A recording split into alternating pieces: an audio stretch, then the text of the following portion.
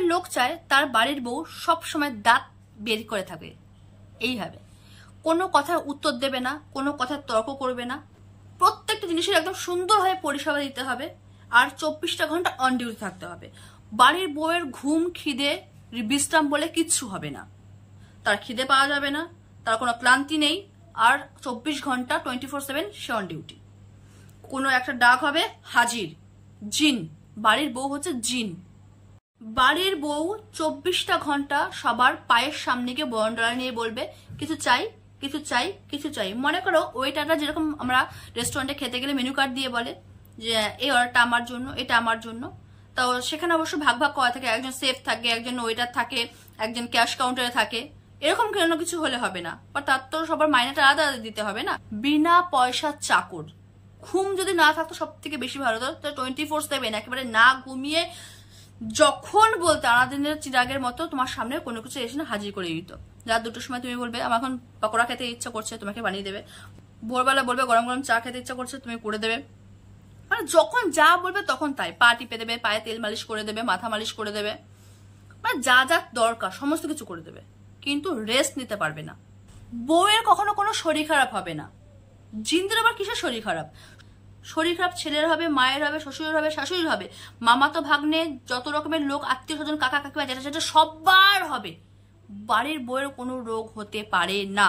বউ আবার রোগ মানে যদি তোমার বছরে একদিন শরীর খারাপ হয়, একদিন জ্বর হয়, তুমি শুনতে পারবে তো সারা বছরই শরীর খারাপ লাগে, তো সারা বছর তো জ্বরে ভুগিস।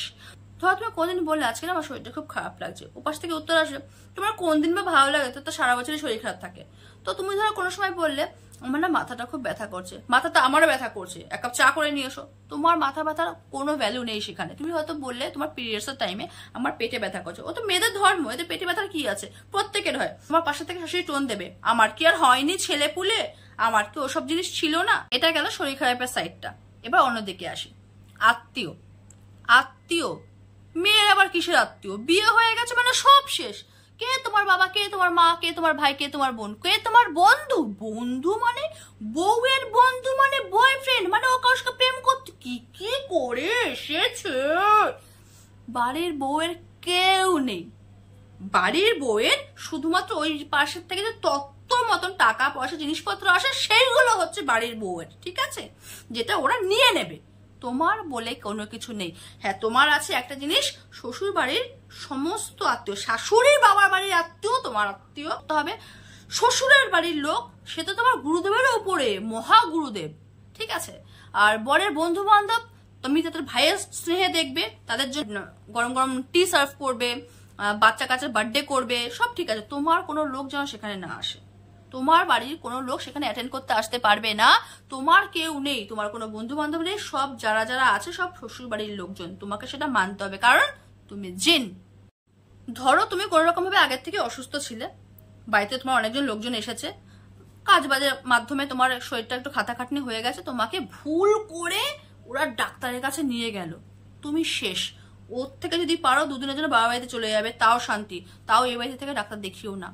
ওর থেকে সুসাইড অনেক সোজা, অনেক আসান কাজ। সিরিয়াসলি সারাদিন ওই শোনাবে, ওই শোনাবে, ওই শোনাবে। দুদিন একটু এখানে এসেছে আদরের ঘরে দুলালি, আমার অমুক এসেছিল, আমার ভাইটা এসেছিল, আমার মামা এসেছিল, আমার কাকা এসেছিল, আমার জ্যাঠা এসেছিল, আমার বন্ধু এসেছিল, দুগাল একটু রান্না করে দিতে পারিনি, দেখো পড়ে রয়েছে, কিচ্ছু হয়নি, নাটক, খালি খালি শুয়ে রয়েছে কাজ করার ভয়ে। এমনি আসুক ওর বাবার বাড়ির লোকজন এক্ষুনিও চাঙ্গা হয়ে যাবে। তোর বউয়ের জন্য সবার সামনে আমার নাক কাটা গেল। আমার বাবা বাড়ির লোকজন আগে কি আসেনি? আমি কি তোর বিয়ে দিয়েছি আমি এই জন্য যাতে আমার বাড়ির লোকজন আসতে পারে, যত্ন করতে পারে। আমি কি তোর শ্বশুরবাড়ির লোকজনকে যত্ন করিনি? তোর বউ আমাকে ইচ্ছে করে সবার সামনে নাক করালো। আর যদি ভুল করেও তোমাদের টেস্টের রিপোর্ট নেগেটিভ আসে, যে তোমাদের কোনো শরীরে প্রবলেম নেই, ব্যাস, তবে তুমি শেষ শেষ শেষ। তোমার কোনো জায়গায় কোনো ক্ষুধা বাঁচাতে পারবে না, তুমি তাহলে শেষ। বলেছিলাম ডাক্তার দেখাতে হবে না, খালি খালি কোনো রোগ ছাড়া নাটক করে পড়ে রয়েছে। আমি কি বুঝি না? আমরা কি ওই বয়স পার করিনি? আমি জানি ওর কিছু হয় না, কাজ করার ভয়ে খালি খালি শুয়েছিল। বলেছিলাম বারবার করে ডাক্তার দেখানোর কোনো প্রয়োজন নেই, বাবার বাড়ির লোকজন এখন আসুক চাঙ্গা হয়ে যাবে, নাটক করে পড়েছিল। রোগ যদি হতে হয় তোমার এমন রোগ হবে, হার্ট অ্যাটাক, মরে যাবে, কিডনির প্রবলেম, ব্যাস মরে যাবে, ব্রেন স্ট্রোক, মরে যাবে, ক্যান্সার, মরে যাবে। তাও ক্যান্সার হলে তোমার পিছনে ট্রিটমেন্ট করবে কিনা তার কোনো গ্যারান্টি নেই। এরকম রোগ হবে তুমি সেকেন্ডে মরে যাবে। যদি শ্বশুর শাশুড়ি কোনো রকম ভাবে গ্যাসের প্রবলেম হয়, সারাদিন বাপাসটা ব্যথা করছে রে বাবু, আর সহ্য করতে পারছি না, বৌমাকে বল একটু এটা করে দিতে, এই বুড়ো বয়সে এই রোগ নিয়ে কি করে পারবো রে বাবু, জল খেলে অ্যাসিডিটি হচ্ছে, ওটা কিন্তু রোগ, তোমার না, তাদের। আর একটা, ধরো কোনো রকম ভাবে শ্বশুর হাঁটতে গিয়ে বা শাশুড়ি হাঁটতে গিয়ে, এগুলো ম্যাক্সিমাম শাশুড়ির ক্ষেত্রেই হয়, শ্বশুরগুলো ম্যাক্সিমাম ভালোই হয়। তো ধরো কোনো রকম ভাবে হাঁটতে গিয়ে শাশুড়ি পায়ে লেগে গেছে, ব্যাস ওই পাটা যে কতদিন তোমার মাথার উপর তুলে রাখবে তুমি টেরও পাবে না।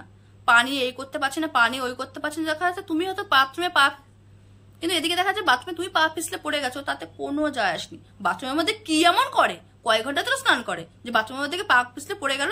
আমাদের তো ভাই কাজের মধ্যে অন্ত ছিল না, যেতাম তাড়াতাড়ি করে পুকুরের মধ্যে এক ডুব দিয়ে এসে কাজবাজ শুরু করতাম। শাশুড়ি বলে কথা, শাশুড়ি যদি এসে দেখে এভাবে বসে রয়েছি কাজবাজ না করে, চিল্লাবে না?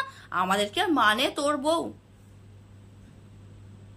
প্রত্যেকটা বাড়িতে শাশুড়ি হচ্ছে এমবিবিএস ডক্টর। ধরো কোনো প্রবলেম হলো, গ্যাসের ব্যথা, দেখ উল্টো পাল্টা খেয়েছে, সারাদিন তো মুখ চিবাতেই থাকে।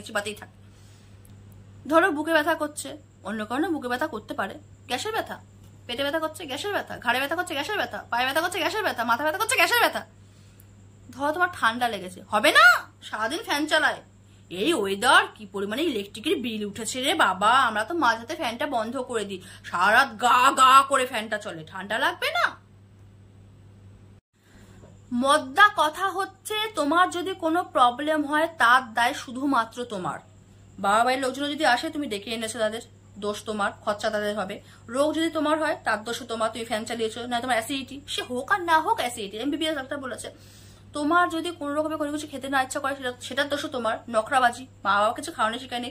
তুমি যদি কোনো কাজ না করতে পারো তার দ্বারা তোমার, কারণ তুমি বিয়ে করে এসছো, বাড়ির জিন, বাড়ির চাকর, জিন আবার না বলবে কেন, কেন করতে পারবে না, সেটাই তোমার, বাবা মা কোনো কাজ বাজ শিখায়নি। যদি তোমার যৌতুক না আসে, কম জিনিসপত্র বাবা বাড়ির থেকে পাও, তার দায়ও তোমার। যদি ষষ্ঠীতে কোনো অকেশনে, পুজোতে কোনো জিনিসপত্র বাবা বাড়ি থেকে না পাও, তার দায়ও তোমার, সমস্ত দায় তোমার। হ্যাঁ, বাড়ির চাকর হয়ে যদি থাকতে পারো সারা জীবন, কান নাক চোখ মুখ সব বন্ধ করে শুধু কটা খাবে আর সবার আজ্ঞা পালন করবে, দেন তুমি খুব ভালো বউ। তো আমার বক্তব্য এটাই, তোমরা কোন টাইপ বউ হয়ে থাকতে চাও? ফার্স্ট, যার সব দোষ নিজের, বা সেকেন্ড, আমি এরকমই।